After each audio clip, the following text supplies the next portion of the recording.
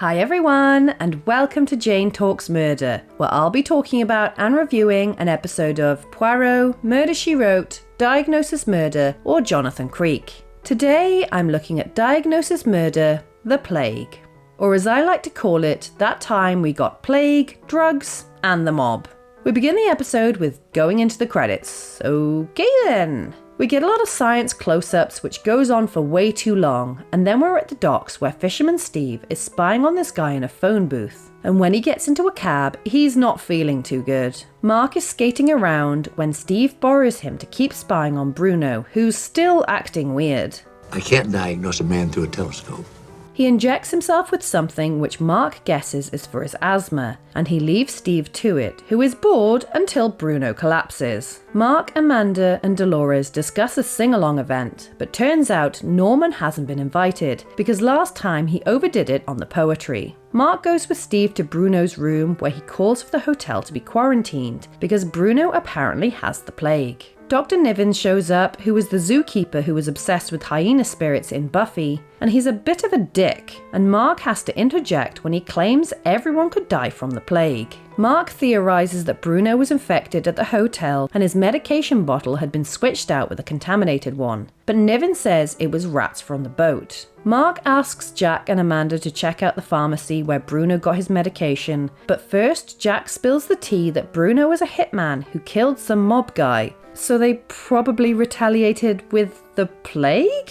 Whatever happened to a good old double tap to the back of the head? Mark goes to the dead mob guy's house where his widow flashes her butt tattoo, which her boyfriend doesn't appreciate, and Charlene thinks it's hilarious that she could be a suspect, and points him instead towards Regina, the dead guy's stepmother. The pharmacy assistant says the pharmacist is out at the docks, and Jack doesn't want Amanda going down there, but she insists on going, while Mark finds himself amongst a bunch of ex-cons who Steve arrested, but they're pretty chill because Steve treated them fairly. Regina is not much help either, and points Mark towards Jennifer, the dead guy's sister, who was Bruno's lover and apparently a nut job, while Jack and Amanda poke around the docks and spy on the pharmacist, but are nearly crushed by a box. Jennifer is also unhelpful. Yeah, well, Regina's a bitch. And her monkey Bubbles likes to nick stuff, so Mark leaves, and any chance of getting a murder in Diagnosis Murder? Norman tells Mark to leave Dr. Niven alone, and he goes to Bruno's room to find out he's been booted off the case. And to make matters worse, Niven keeps telling the press there's a high chance of an epidemic.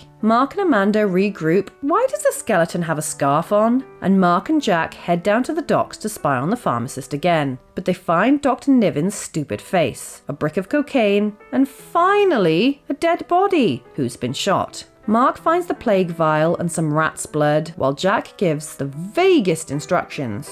Yeah, there's been a shooting at 310 Pier. Thanks.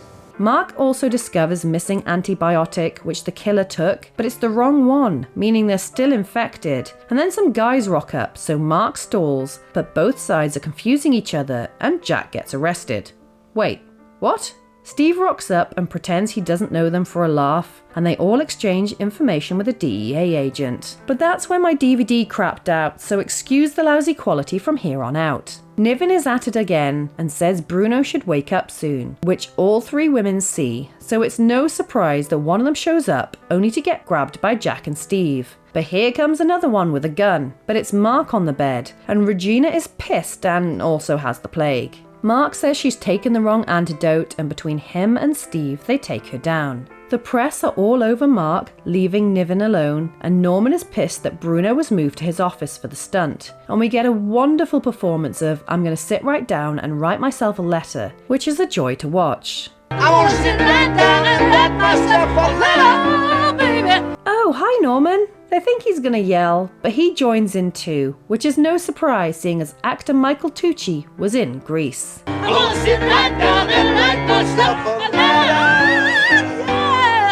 Alright, I have completely misremembered this episode, and I've clearly got it confused with something else. I distinctly remember an episode where I think it's Steve and Jack get infected with something, and Amanda accidentally on purpose infects the killer, so he has to reveal where the antidote is. I thought it was this episode, but Clearly not. Now I'm gonna have to work out what episode I'm thinking of.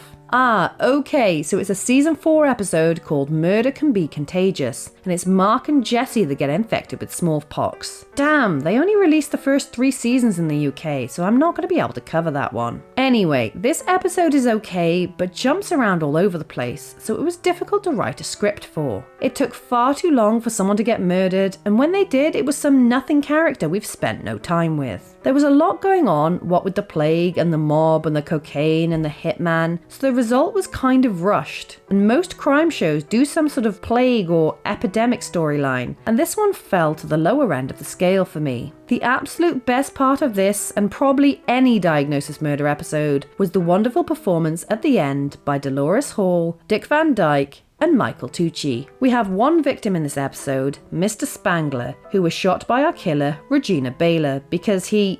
Wait, I'm not even sure, to be honest. Did he kill that mob guy? No, Bruno killed the mob guy, right? I have no idea, I'm so confused. Whatever. So there you have it. That was The Plague. Let me know your thoughts in the comments below, or come say hi on social media. If you enjoyed this video, then please hit that like button, it really does mean a lot, or consider subscribing if you want more videos like this one. Alternatively, feel free to check out my other YouTube channels. Thank you so much for watching, I'll speak to you soon, and keep an eye out for clues.